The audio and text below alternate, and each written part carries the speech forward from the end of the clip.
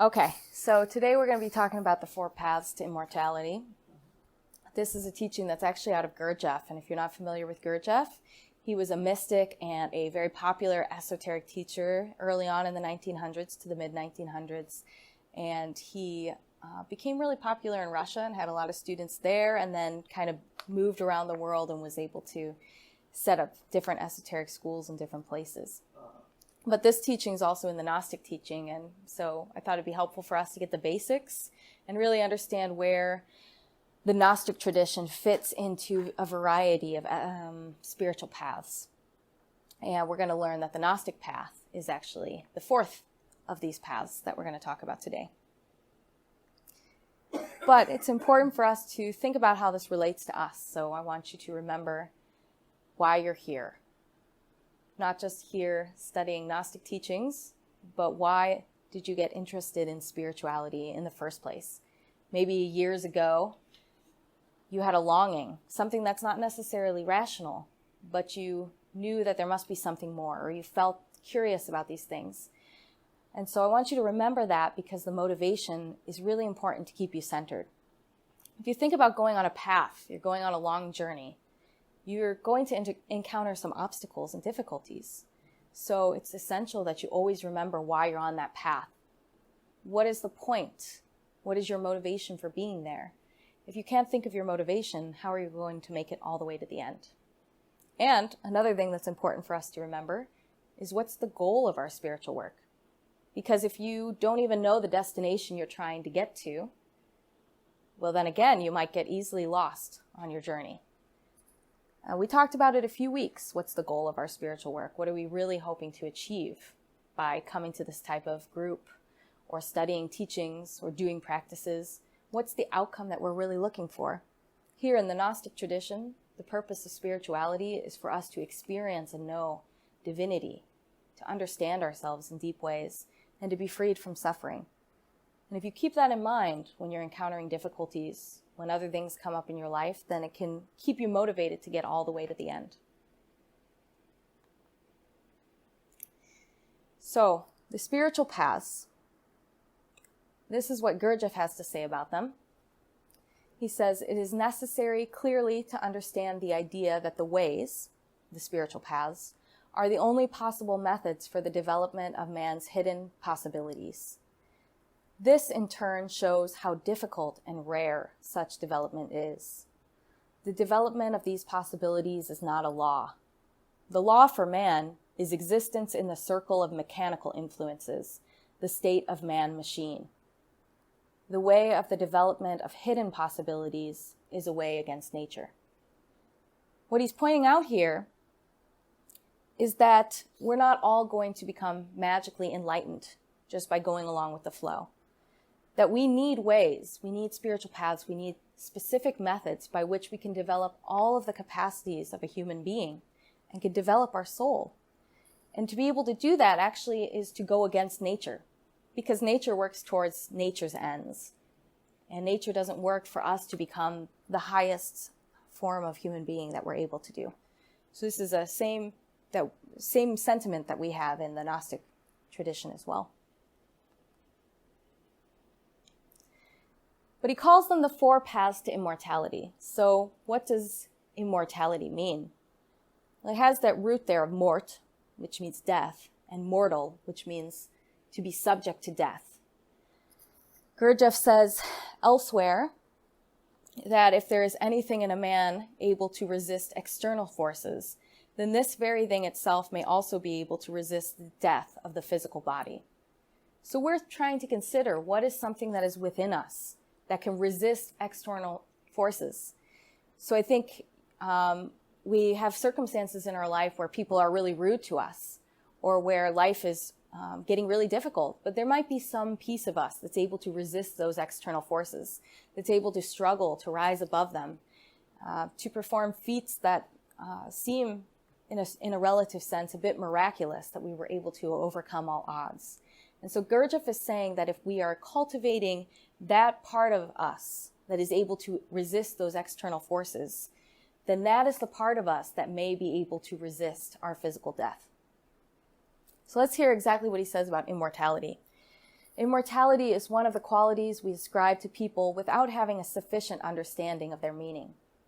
Only the man who possesses 4 fully developed bodies can be called a man in the full sense of the word.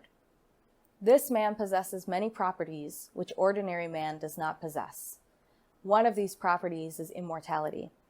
All religions and all ancient teachings contain the idea that, by acquiring the 4th body, which is the soul, man acquires immortality. And they all contain indications of the ways to acquire that 4th body, that is, immortality. So what I want to point out here is that he's talking about 4 fully developed bodies. So we might consider that the bodies that we have right now are not fully developed. He also says that we need to acquire the 4th body, the soul. So this would mean that what we have now is not a fully developed soul, but something that needs to be worked on, and that there are ways in which we can acquire it. Okay, but what are these 4 bodies he's talking about? So this graphic comes from the Gnostic tradition. It's actually the bottom half of the Kabbalistic tree of life. And I thought it would be a good diagram to show you exactly what he's referencing here. So this first sphere here on the bottom is Malkut. And this relates to our physical body. So this is the organic matter all of us can touch and feel. It's the most dense body. All of us should be pretty familiar with what our physical body is, right? But this is very intimately linked with the vital body. So the vital body is an energetic body by which our physical body is animated. If we didn't have a vital body, well, we'd be dead. We wouldn't have any energy to get up, to move around, to digest food, to breathe, to circulate the blood in our body. And so this is actually one body in Gurdjieff's terms, because you can't really separate the vital body from the physical body. So that's the first of the 4 bodies that Gurdjieff is referencing. And it's related to our motor, instinctive, and sexual functions, all the things that automatically keep us alive. The second body that Gurdjieff is talking about here is the astral body. The astral body is related to our emotions. It's just a vehicle through which we can feel emotions and process them. And it's very similar to the mental body, which is related to our intellect and our thoughts. The mental body gives us a chance to process and experience thoughts. So just in the way that you can't take a thought and show it to somebody, you can't take an emotion and show someone, but yet you know that these are real because you verified the reality of them in your own awareness, in your own experience. You've felt emotions, you've thought thoughts, right? That's how we see that these bodies exist, but they're more subtle. They're things that don't have physical dense matter, but they're still real parts of us, and they're a little bit multidimensional. And then the 4th body he's talking about is the soul, the human soul. Tiferet, related to the causal body. The causal body can relate to our human willpower. But for all of us, this is kind of an essence. It's a seed of a soul. It's something that needs to be fully developed. And we use the spiritual paths to be able to fully develop those. So my question is to you, which of these bodies do you think is the most real body, in your opinion? Right? Most directly experienced. I think most of us would say it's the physical body. Yeah. Because that's the one that is easiest for us to verify, to touch, to feel, and to see. Experience from moment to moment. Right? But which do you think is the most immortal body? And we know it can't be the physical body because that's the one that all of us will die, right? Physically. The one at the top. Yeah, I think the human soul. So then we have to ask ourselves, we live as though our physical body is our reality, as though that's the part of us that matters the most. I mean, we take care of it, we feed it, we nourish it. If we feel pain, we comfort the body. If we feel pleasure, we go and we get more of that. We live our whole lives walking around, taking care of our physical body. We might also take care of our emotions. We do things that make us feel proud of ourselves. We might do things that we think are logical. But how much of our lives do we actually invest in our soul? In our spiritual life? And yet this is the part that's going to live on after death if we've developed it. If we've acquired immortality, that's the part of our identity that's going to be the most real and lasting part of us.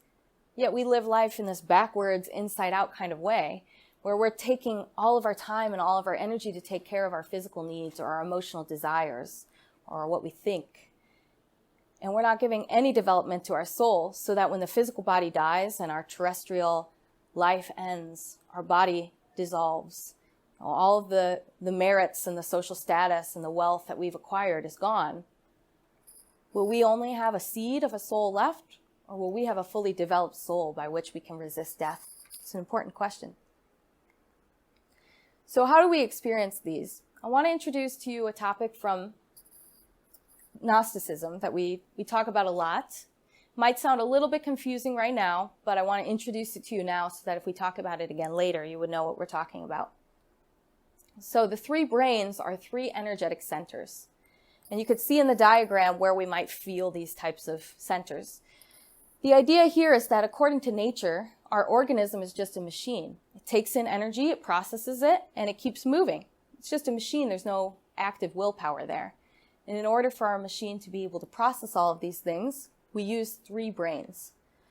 The first brain is related to that vital body and the physical body that we talked about on the last slide. It's the motor, instinctive, sexual brain. This controls all of the automatic functions of instinct and movement and sexual reproduction that keep us alive as a natural species, right? The second is the emotional center. Most of us feel that here in the middle region. If you feel fear, you might feel it in the abdomen. If you feel love, it might feel like warmth coming out of your chest, right?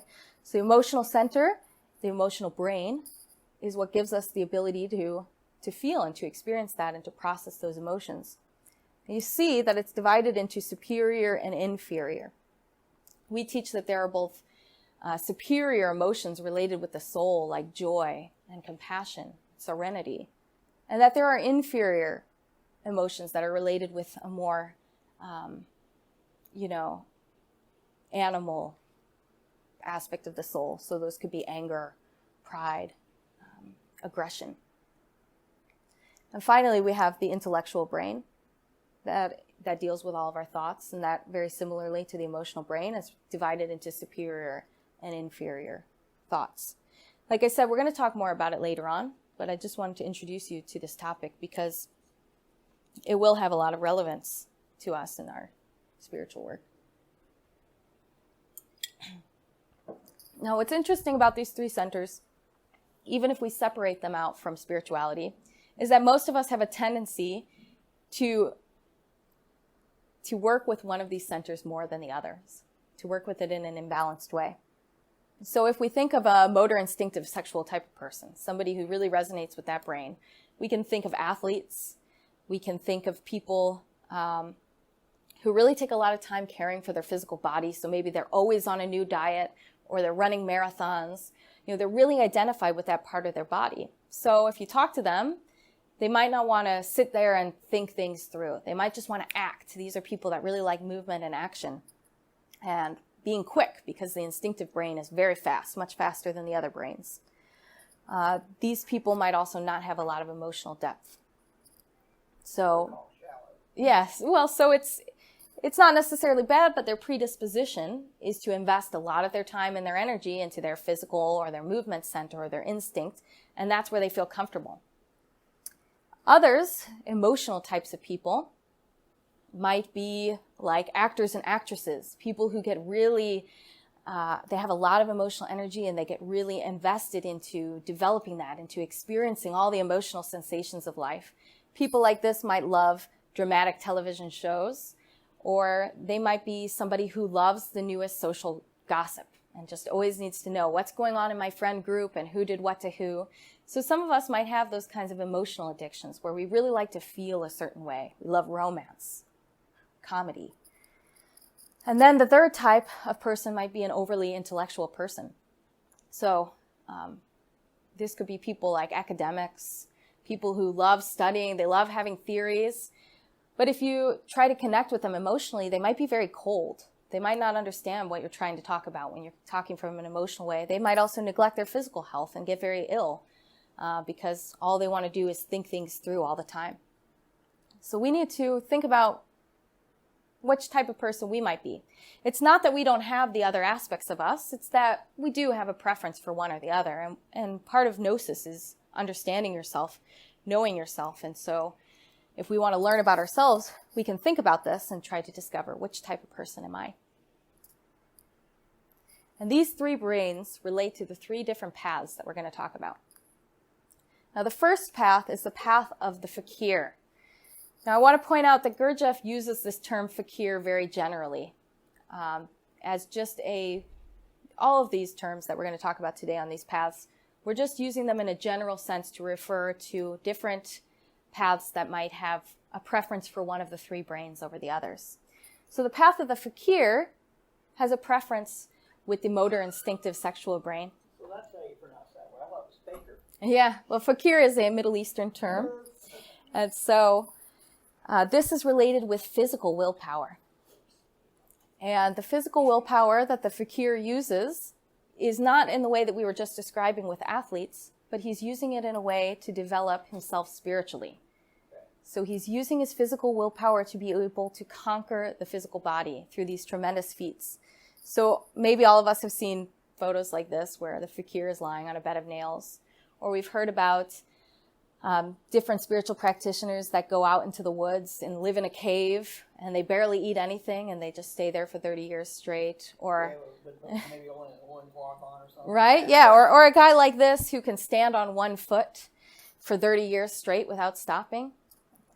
And they do this in a way to develop willpower and to get closer to divinity. But we have to question about, is this the full development of a human being? Certainly what they're able to do is incredible and astonishing. But is it the same goal that we're trying to reach, like we talked about earlier? Is it the goal of immortality and the fully developed human being? So let's see what Gurdjieff has to say about it. He says, the way of the fakir is the way of struggle with the physical body. This is a long, difficult, and uncertain way. The fakir strives to develop physical will, power over the body.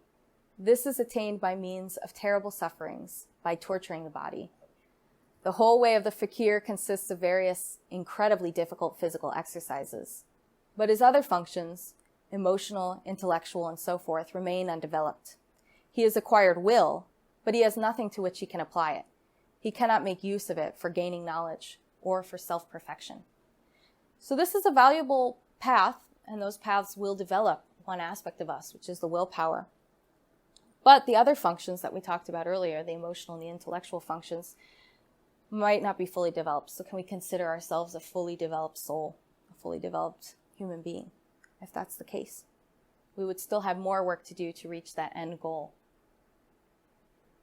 The second path is the path of the monk. It's a devotional path. So again, we're using monk very generally here, just to refer to those types of people who seek to know God through their emotions. And this is a very beautiful path because these people cultivate a lot of what they call faith and emotional love and devotion for God. And they're really seeking union with God. But sometimes these people will say that to know God emotionally and to feel God's presence in my heart and love, that's enough. I don't need to study the scriptures. I don't need to read anything. I don't need to develop any willpower or act on the love. That faith is enough. A lot of Christian traditions will teach that faith without works is fine, that faith is all that you need to save you. So those would fall in this general category of the devotional path of the monk that we're talking about. And Gurdjieff says, the way of the monk is the way of faith, the way of religious feeling, religious sacrifice. Only a man with very strong religious emotions and a very strong religious imagination can become a monk in the true sense of the word. The way of the monk is also long and hard. Subjecting all his other emotions to one emotion, that is to faith, he develops unity in himself, will over the emotions. But his physical body and his thinking capacities may remain undeveloped. In order to make use of what he has attained, he must develop his body and his capacity to think. This can only be achieved by means of fresh sacrifices, fresh hardships, fresh renunciations. A monk has to become a yogi, which is the next path we're going to talk about, and a fakir, the last path that we just talked about. So again, even though we've cultivated this beautiful emotional relationship with God through this path, and maybe even had mystical experiences through working with these types of practices, the other paths, the other aspects of our identity might be undeveloped. We might not understand the experiences that we've had. And we might not be able to act on those experiences and perform the right actions that we really feel are necessary to live our faith. Okay, so the third path is the path of the yogi. Gurdjieff uses the term yogi. I like the term scribe a little bit better. For me, that kind of captures the essence of this path. So not all yogi paths are falling in this category, but again, just using it as a general term to denote a path that emphasizes intellectual knowledge. So even though these paths might have physical practices to develop our willpower or emotional practices and prayers, they really emphasize that the way to unite with God is through the intellect, through a very advanced knowledge of what God is and our intellect. And in these types of paths, we'll notice people that are able to describe things at length, to be able to speak of all the scriptures and give you a very profound theoretical explanation of how God works and how God exists and how all of these things fit together in a system. But again, they might be lacking a little bit of the love and the faith in the heart. They might not have the willpower in which they're really acting and living their faith. So this, again, would be a path that might not be a fully developed human soul. Let's see what Gurdjieff says. The path of the yogi is the way of knowledge, the way of mind. The yogi reaches the fourth room, related to the soul, by developing his mind, but his body and emotions remain undeveloped, and, like the fakir and the monk, he is unable to make use of the results of his attainment. He knows everything, but can do nothing. In order to begin to do, he must gain the mastery over his body and emotions. To do this, he must again set to work and again obtain results by means of prolonged efforts. In this case, however, he has the advantage of understanding his position, of knowing what he lacks, what he must do, and in what direction he must go. So Gurdjieff's saying that he has the advantage of understanding his position, which means that if this is a sincere path, an authentic path of the yogi, then this person would know what steps they need to take next to be able to continue their development. But if they've spent their whole life developing understanding about God through the intellect, then how much time are they going to have left to go back and develop the emotional connection, to go back and develop the willpower and the physical active aspect of their faith? Again, this would be a path that's a little bit out of balance, right? So let's reflect on ourselves. Which path do we tend to follow? Like I mentioned earlier, each of us might have a preference for one of these three brains. And if you think about what it's been like for you sitting here in this lecture, you might learn something about yourself. Because if you've been sitting here thinking, oh, I want to get up, I want to move around, I want to act on these things, then you might be related to the path of the fakir. You might be seeking a lot of spiritual development through willpower and action. If through this you were feeling a lot of emotional reactions like, oh yeah, I really like that part, or I don't like that at all, that just doesn't feel right to me, then you might be somebody who's a little bit more emotion-centered. And if you were reflecting on this through the intellect and thinking, well, that doesn't really make sense because this other thing that I read doesn't make sense with this particular teaching here, then you might be somebody who's a little bit more emotionally centered. Now, as I mentioned, these aren't bad. Most of us, the majority of people, are going to be a little bit out of balance and having a preference for one of these paths over the other. But we need to know ourselves, because if we follow one of these three paths, are we really going to reach that goal of our spiritual work that we talked about? If we're only developing ourselves emotionally, are we going to be a fully developed human being? If we're only developing willpower over our physical body, but not understanding God and not feeling God, are we fully developed as a soul? And again, if we're only intellectually understanding God, but we're not having any mystical experiences for ourselves to know from our experience what God is, then are we going to reach the goal? And as I mentioned to you before, the fourth path is the Gnostic path.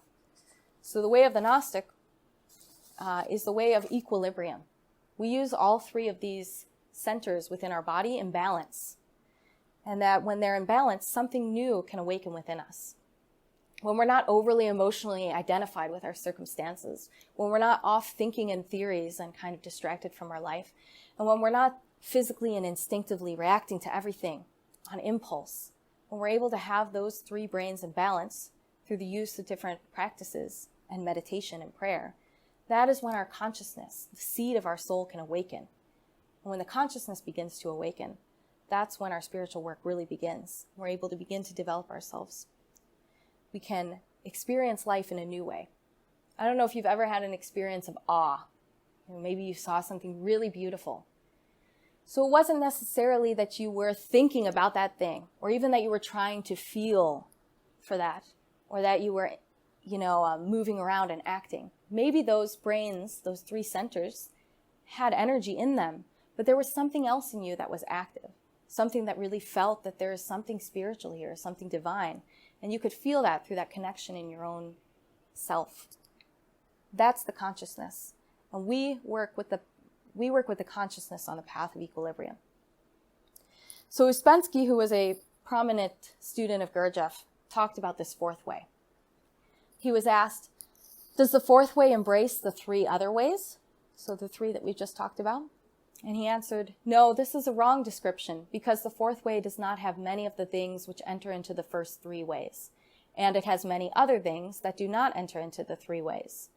The idea of the fourth way is that it discards from the three ways all that is unnecessary in them, because besides the necessary things, the three ways have other things which have remained there purely through tradition, imitation, and so on. In the fourth way, all the sides can develop at the same time. And this makes it different from the other ways where you first develop one side, and then go back and develop another, then again go back and develop a third side. In the fourth way, all the four centers must be more or less alive on the surface, open to receive impressions. Otherwise, long preliminary work to open them is necessary before one can begin. So what's unique about the fourth way is that it does not neglect the development of those three other centers, those three aspects of us, but allows us to use consciousness to work on all three brains, all three centers at the same time. And that's what makes the fourth way a path of balance and the most efficient means by which we can develop ourselves spiritually into a fully balanced human being, a full human soul. So let's hear what Gurdjieff said. Gurdjieff said, the fourth way requires no retirement into the desert, does not require a man to give up and renounce everything by which he formerly lived. The fourth way begins much further on than the way of the yogi, which is the path of the mind. This means that a man must be prepared for the fourth way, and this preparation must be acquired in ordinary life and be a very serious one, embracing many different sides. Furthermore, a man must be living in conditions favorable for work on the fourth way, or, in any case, in conditions which do not render it impossible. Furthermore, the fourth way has no definite forms like the ways of the fakir, the monk, and the yogi. And, first of all, it has to be found. This is the first test. In some of the other paths, there were a lot of requirements, a lot of austerities that were necessary. And what Gurdjieff's pointing out is that when we're working with the consciousness, which is the fourth way, we don't have to physically change our circumstances. We don't have to retire into the desert or be able to lie on a bed of nails or pray for 12 hours a day or sit in meditation for 30 years straight. The fourth way doesn't require us to change our life, and yet it is the most efficient way that we can follow because it gives us the chance to work on all the different sides of ourselves all at once. But he does point out that a man must be living in conditions favorable for the work on the fourth way. And we mentioned earlier that we might have habits that take us out of balance. So we might have habits where we're getting very emotionally invested in what other people are saying and doing. And that might take away energy from our spiritual life. We might have habits in which we're spending a lot of time theorizing, intellectualizing, studying. And that might not be the right conditions in which we can develop ourselves. Or we might always be running around, always needing to, get ready for my next marathon. So the conditions he's talking about needing for our spiritual life are not necessarily conditions imposed upon us. All of us have to have a job. We have to work. We have to be able to eat. We have to take care of our families. But what are the other things in our life that are making it impossible for us to develop our soul? As we already talked about earlier, that we invest a lot of energy into our physical identity, my name, my culture, my race, my job. We invest a lot of energy into that. But when we come to the end of life and we die, how much will we have really developed the soul, which is the part of us that's going to be the most immortal? So that's why he says the fourth way has no definite forms. There's no external school that you have to be following or rigorous discipline that you must do. Although those things can be useful for us, but that we need to be able to find the fourth way. And how do we find something that doesn't have a definite external form? How do we find a spiritual path that doesn't force us to stay with one group or another? Well, that's the fourth way. And the first test for us is to find it. And we find that by awakening our consciousness, because the path is within us. The real way to develop the soul, the real way to know God, is to turn around our vision and to look within, to look with our consciousness, the part of us that is most divine, and to develop that and to be able to experience it. So we have to ask ourselves, if the path is within us, why don't we see it? Why don't we find this path? Why aren't we able to develop?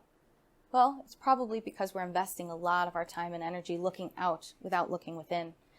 The oracle at Delphi said that, "Man, know thyself, and you will know the universe and its gods." We're kind of taught in this materialistic culture that we need to know a lot of facts about the natural world, physics and how do atoms work. How can we harness more natural resources? And so in that frame of mind, we're actually trained to seek to understand nature. And that's how we're going to know what human beings are and how we fit into all of this. But if we follow that advice of knowing ourselves first, then we would understand what is our place in the universe. What is God? What is divinity? Why does nature exist? And how can we use it as a school for our own development? That would be the way of the fourth path. And that would be the way of awakening consciousness. To go within, to know who we are through our own conscious and direct experience. So, the Gnostic tradition was founded by Samael Aun Weor, and I know we've mentioned him before, but he has a really great quote about awakening consciousness that I wanted to share. He says, "Certainly, and in the name of truth, we shall say with great frankness that only by awakening consciousness can we see the narrow, straight, and difficult path that leads unto light. How could those who sleep see the path?" He's pointing out that in Gnosis, we believe that the path of awakening consciousness is the way that we can fully develop and fully reach light or life, spiritual knowledge. It's not that the other paths are not useful. They are useful and they help us to develop, but they won't take us all the way there. They won't take us to that full direct experience and understanding of what divinity is. In order to do that, we can't learn that from the external world. We have to learn that by awakening our own consciousness and by knowing for ourselves, through our own soul, what divinity is, why all of this stuff, all of this nature is here. What's the purpose of life? And he says, how could those who sleep see the path? If we're living in an unbalanced way, we're probably asleep. So we should notice that, and we should think about ways in which we can invest a little bit into the other parts of our life, into the other parts of our soul. Because if we are really identified with one of these three brains, then we're not going to be able to balance the three brains and then awaken consciousness. Consciousness is awakened when we're living in balance. We need to learn how to do that. But I know that it can sound pretty abstract. What does it mean to awaken consciousness? For most of us, we're able to have a pretty good sense from our own experience what our emotions are and what our thoughts are and what our physical body is and even what energy is like moving through our bodies, what keeps us alive. But it can be hard to think of, well, how's consciousness different from that? We're actually kind of taught, even if we don't say that we believe it, we're kind of taught in this culture that consciousness is just an epiphenomenon of the brain. That means it's just a result of chemical reactions. And that if you cut off the physical brain, that you wouldn't exist anymore. There'd be no more consciousness. This is the very materialistic scientific view of what consciousness is, what people are. But if you've actually been able to work with consciousness, you know that it's something that is not limited to this physical body. You know that it's something that can persist outside of the body through death, through astral projection. Maybe you've read near-death experience stories. So we know that there has to be a way in which we can activate that part of ourselves. But what's it going to feel like? I'm going to give you an example from my own life. Some time ago, I was working with these practices, and I remember very vividly one experience I had where I was talking with a colleague. And for some reason in that moment, I was working with this, I was self-observing, and I had the three brains in balance. I was feeling very tranquil. I was very aware of the coffee shop that we were sitting in. I was aware of this person talking to me and what he was saying to me. And I could even, feel the chair that I was sitting in. So I was very bright and conscious and attentive, but I wasn't necessarily thinking a bunch of thoughts. I was just awake. And in that moment, my colleague had asked me a question. And from that state, I made a conscious choice that I would answer honestly, even though the answer might not be what the colleague wanted to hear. And then his whole face changed, and he made a comment that was critiquing what I had said. And since I was fortunate in this moment to really have the consciousness active, I began to observe a change in myself that I found very astonishing at the time. I could feel my instinctual center starting to tense up, starting to feel very almost frightened of this person or angry about what they'd said. I felt that as tension in my body. I observed these emotions of pride and anger and insecurity coming in my emotional center. And I was able to even observe thoughts. My mind was already trying to think of what responses can I say to convince this person that he's wrong about me and he needs to respect me. Because this was a colleague that I really respected his work a lot. So of course I wanted him to think of me favorably. But since I was awake, I was able to be aware of that whole process in me and have a space of separation from which I could choose. Do I want to respond with anger, with justifications, and with pride, to have an argument with this person that could eventually start a chain of consequences that would be problematic for me at work? Or do I want to answer calmly, serenely from this conscious place and not have to act in this instinctual, habitual way that I always respond to situations where people are criticizing me? So awakening consciousness gives us the power to be able to choose how we're going to respond to life rather than mechanically always reacting to life in the way that we're conditioned to do by our own psychology. Gurdjieff also says somewhere else that the highest thing that a man can attain is to be able to do. He's teaching that even though we feel like we're great actors in our life and that we're the ones going out and paving the way and deciding exactly what our life is going to be, in reality, if we're sincere and we reflect on our life, most of it has been determined by external forces. Most of the time, we're just reacting to situations that keep coming. Somebody's angry at us, somebody's beating us up, and we just react to that. We change our job because we can't get along with our boss. There's not so much choice, there's not so much freedom and power and the ability to really do what we want to do in our life. But when we're working with consciousness, we begin to cultivate some of that power. It's even freedom from our own circumstances. And that's a truly tremendous thing. It's the beginning of the path. So another statement that I think summarizes all of what we talked about, that Samael Aun says, is no matter how much we might increase our strictly mechanical energy, we will never awaken consciousness. No matter how much we might increase the vital forces within our own organism, we will never awaken consciousness. Many psychological processes take place within us without any intervention from the consciousness. However great the disciplines of the mind might be, mental energy can never achieve the awakening of the diverse functions of the consciousness. Even if our willpower is multiplied infinitely, it can never bring about the awakening of the consciousness. All these types of energy are graded into different levels and dimensions which have nothing to do with the consciousness. Consciousness can only be awakened through conscious work and upright efforts. So what he's pointing out here is that even though this is an internal process of awakening consciousness, it's not a mechanical process. We have lots of things that go on inside of us all day. We might get distracted, we might feel bored, we might feel angry, we might feel excited.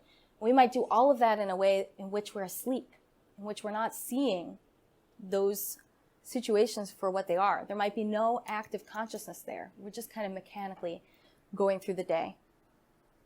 So none of those things, just thinking about God, just feeling God in our heart, or feats of willpower alone and in and of themselves can help us to awaken consciousness. What we really need to do is to work with the consciousness through conscious work. That means paying attention, being aware of yourself. From moment to moment, all the time. It's very difficult in the beginning, but over time, as you're working with that, just like strengthening any muscle, it can be much easier to be aware of yourself. And he also talks about upright efforts. I think it's important to point out that he means upright as in ethical. as in living your life with rectitude. So we don't need a moral dogma to tell us how to live, but each of us needs to know from our own conscience, from our own heart, what is ethical. If we decide that we're going to awaken consciousness, but we're working with that energy in a way that's harmful, and that's harming ourselves or others, or in a way that is imbalanced, what we're actually doing is we're strengthening our psychological imbalance, and we're making it harder for ourselves to become free from our conditioning and from our circumstances. So we need to make sure that we're finding our own internal ethic, and we're really living by that, finding a way to live that we think is upright. Okay. So we're going to talk about the practice of conscious self-observation. It's actually on your handout, so you'll be able to take that home and work with it more. But Gurdjieff makes a statement about the fourth way that I think is really important to understanding conscious self-observation. He says, "The fourth way differs from the other ways in that the principal demand made upon a man is the demand for understanding. A man must do nothing that he does not understand. The more a man understands what he is doing, the greater will be the results of his efforts. This is a fundamental principle of the fourth way. The results of work are in proportion to the consciousness of the work. No faith is required on the fourth way. On the contrary, faith of any kind is opposed to the fourth way. On the fourth way, a man must satisfy himself of the truth of what he is told." So let's break it down a little bit.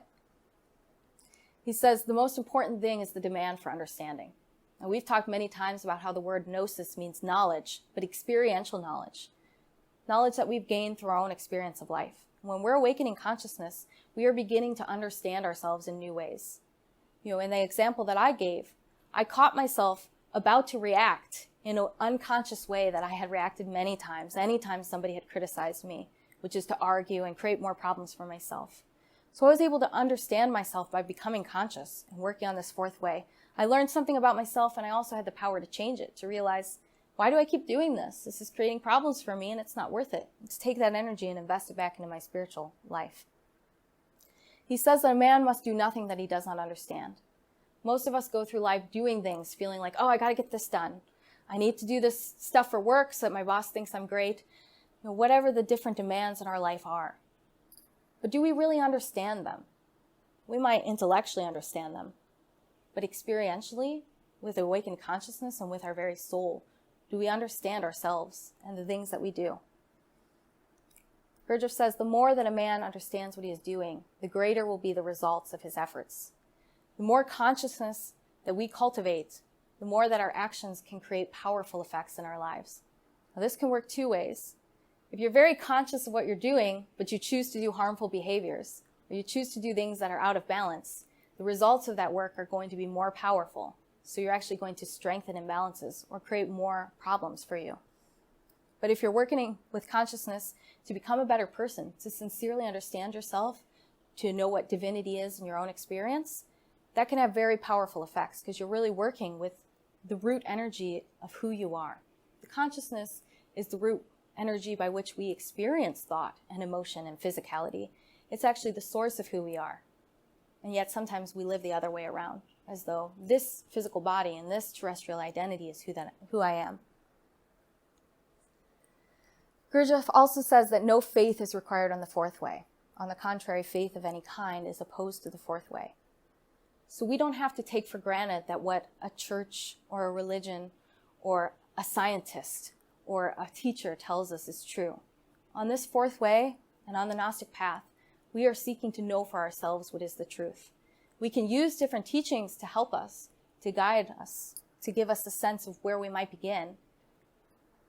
But really, we ultimately need to not trust blindly what other people tell us.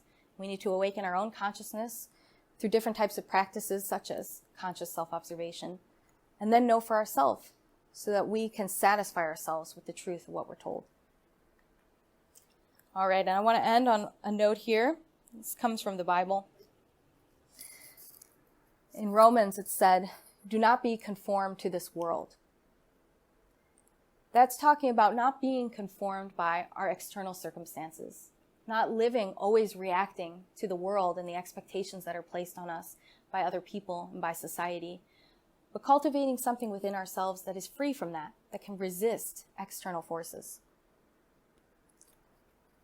says, but be transformed by the renewing of your mind. When we awaken consciousness, we are working with an energy that is new, that is always spontaneous, that is always able to perceive things as they truly are. Perceive things not through the filter of the intellect, not through the filter of the emotions, not through an instinctive filter, but to truly perceive them in a new way. And that transforms us. The renewing of our mind helps us to become new people, better people. When we're able to do that, when we're able to have the three brains in balance, to be working with the consciousness separate and free from our external conditioning and from our psychological conditioning, then you will be able to discern what is the good, pleasing, and perfect will of God. I hope that the reason for all of us being here and for learning about spiritual things is because we want to understand what is God's will. What's God's purpose for me? Why am I alive? What's the meaning of life? When we're working in balance, when we're awakening the consciousness, from that we enter into a state in which we can actually begin to understand God and know what it is. What's my calling? What am I supposed to be doing with my life? How do I develop myself? By doing these practices, this is the prerequisite to be able to do all of that spiritual development. So what I've gone over here today is really just the basics, it's just an introduction. We have many, many practices through which we can awaken consciousness, through which we can develop ourselves and our own self-knowledge and our knowledge of divinity that we're going to cover over the next few meetings. But I think this is a good introduction for us to get a sense and even hopefully have learned something about ourselves and our own psychological disposition, how we tend to approach spirituality, and to consider how we might balance out that approach by working with the other centers a little bit more, getting those three brains in balance through meditation and through self-observation, and be able to activate our consciousness so that we can experience life in a new way, in that way that inspires awe and allows us to act from our own conscience, from our own connection with divinity.